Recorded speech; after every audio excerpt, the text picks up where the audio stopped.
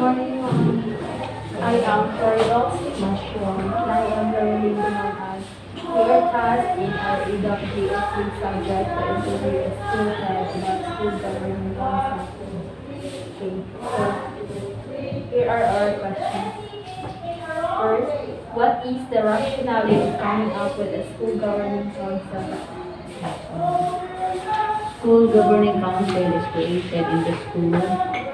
This is to the school governing council is composed of the parents, the stakeholders, community, teaching staff, and this is created to improve the. This is the school governing council is to help or to assist the school to achieve school programs and projects. And it is also one way of helping the school in improving the performance of the school in terms of facilities, physical facilities, and program development. So that is the rationale. Second question, who are the members of the city council and what are their respective duties and responsibilities? Okay, so our school governing council has also different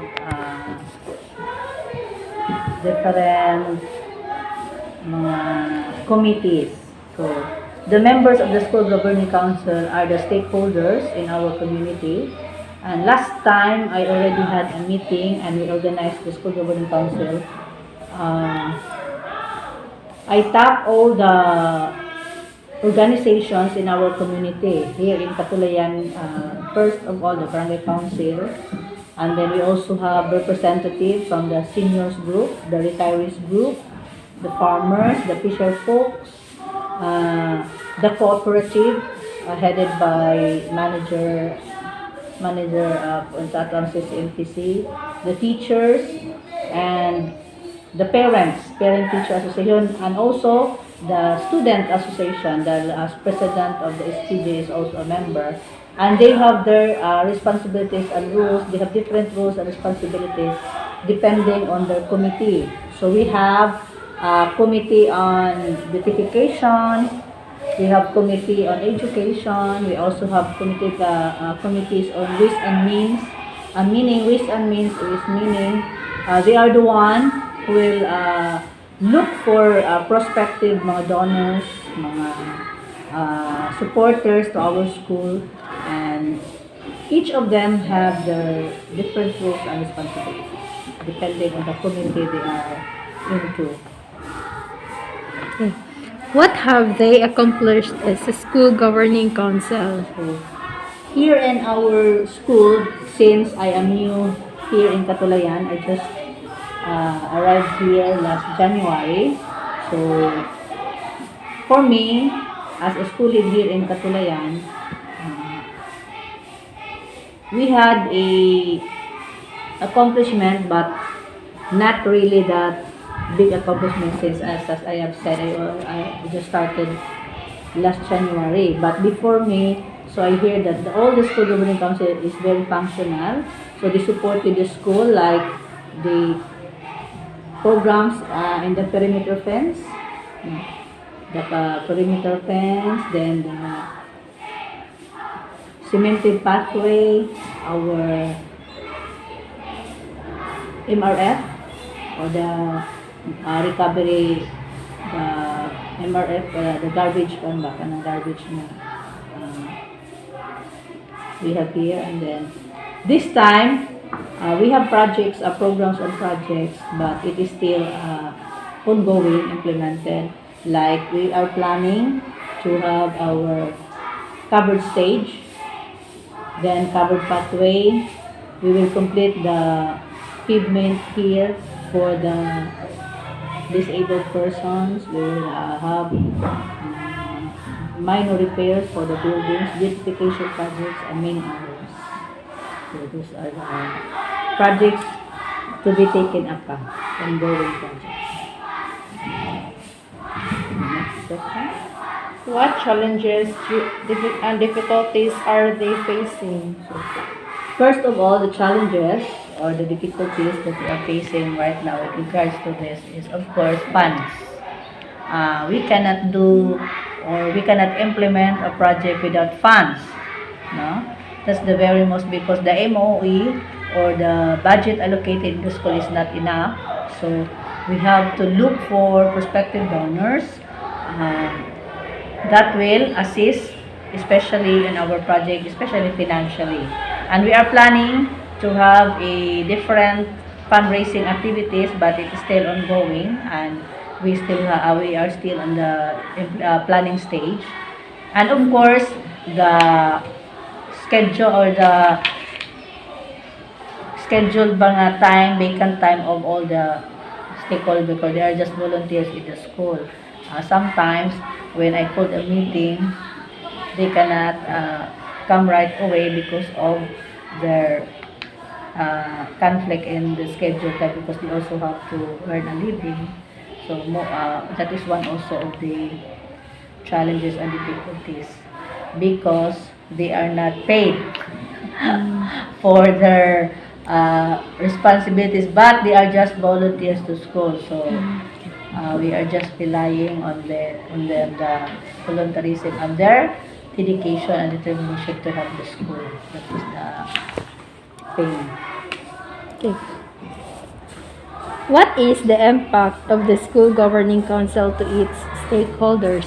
So it has a big impact, because as we all know, the school cannot stand alone without the help of the stakeholders, especially the school governing council.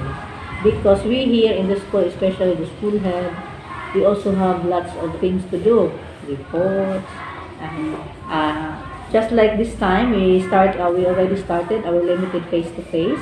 So the teachers also are very busy handling the pupils, and of course other reports and to be submitted. But if there is the school governing council that will help the school, I'm sure the programs and projects of the school will be achieved with the help of everybody around, especially the parents, the stakeholders, mga prospective donors, and this is GC, especially our barangay council is very much helpful to the community. So they also belong in the SGC. So that is why SGC is very important in the school, because as I have said earlier, the school cannot stand alone. We have the help of our stakeholders. How do they overcome such challenges? That's done. This. Okay, so how do we overcome? Of course, we will meet halfway. Meaning, I will try to communicate with them if what are the vacant times, so that we can meet in school and we can do the planning, and can also have their suggestions and many other things to discuss. And of course, we try our best to implement the plans that we have, so that the projects and programs of the school will be achieved for the good of our children. That is the most important thing. Good of our children, especially our pupils here in Catulayan Elementary School.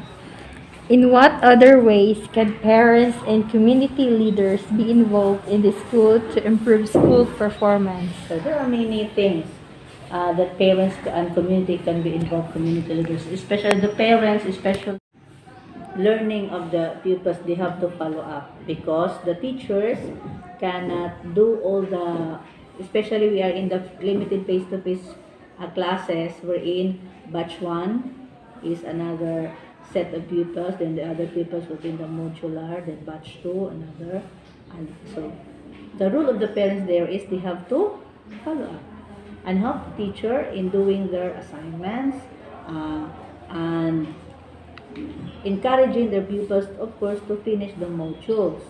Also, the community leaders, especially our barangay council here, during the limited face-to-face classes, they also help us assist in the doing the safety health protocols. Just you have showed them right there.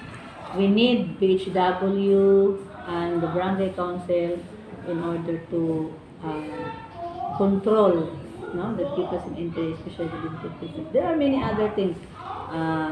As I have said, the realization of programs and projects in the school rely on the determination and willingness of the parents and the community leaders to assist in the school, not only financially, but sometimes we call them to have their services, especially cleaning the grounds, pruning the trees, something like that, because we cannot do it alone, all the teachers in school.